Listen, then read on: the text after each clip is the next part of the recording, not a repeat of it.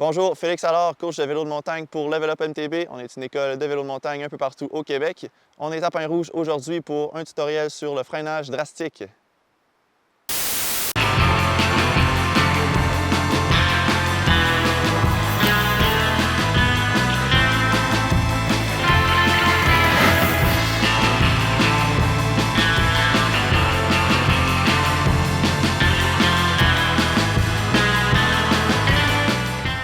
Donc pour le contenu d'aujourd'hui, vous devriez être très à l'aise avec les concepts vus dans les vidéos de Marika et de Simon qui sont juste ici. À l'inverse du freinage de confort qui consiste à freiner de façon progressive en modulant pour garder un maximum de contrôle. Donc le freinage de décélération brusque va être utilisé dans un contexte de vitesse, que ce soit pour la performance ou le plaisir tout simplement. Donc, lors du freinage drastique, l'inertie qui est le momentum du corps vers l'avant, combiné à la gravité, va résulter une force diagonale vers le bas.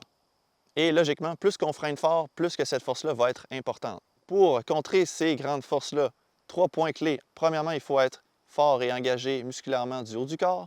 Deuxièmement, avoir les talons qui pointent vers le bas. Et finalement, troisièmement, reculer un petit peu son centre de masse. Donc, ce reculer vers l'arrière va nous permettre justement de contrer l'effet plongeon occasionné par le freinage drastique. Cependant, vraiment important de faire attention à ne pas trop se reculer afin de devenir passager du vélo et ainsi être en position de déséquilibre. Donc pour pratiquer, vous pouvez vous créer une belle zone de freinage dans laquelle vous êtes confortable et le but de progression de l'exercice, c'est de soit raccourcir la zone de freinage le plus possible ou d'augmenter votre vitesse.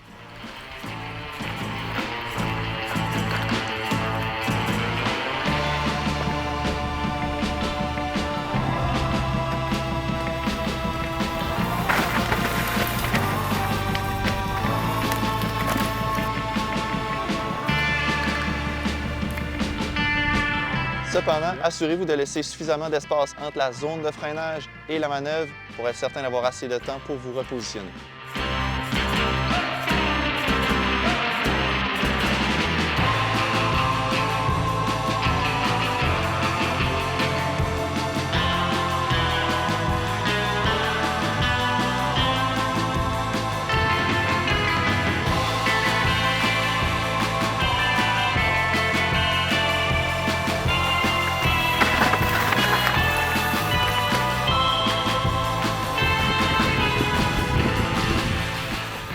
Vous vous posez sûrement la question, où est-ce qu'on doit freiner? On pourrait virer ça à l'envers.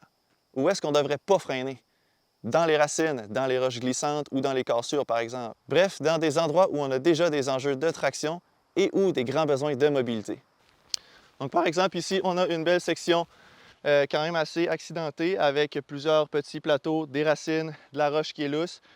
Donc, on veut éviter de freiner ici pour garder le maximum de mobilité et finalement se trouver une section pour appliquer le freinage drastique.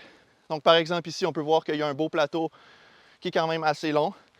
On veut maximiser le freinage ici pour ensuite de ça pouvoir être à l'aise dans le virage vers la gauche ici, garder ça fluide et naturel.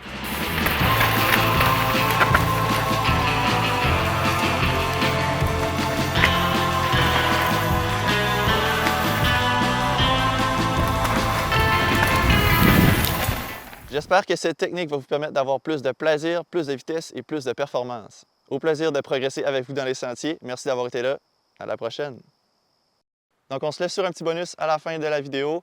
Le freinage, par exemple, n'est pas seulement utile pour ralentir ou garder un certain contrôle. On peut aussi utiliser la perte de traction, par exemple, pour justement choisir une meilleure ligne et reprendre le contrôle.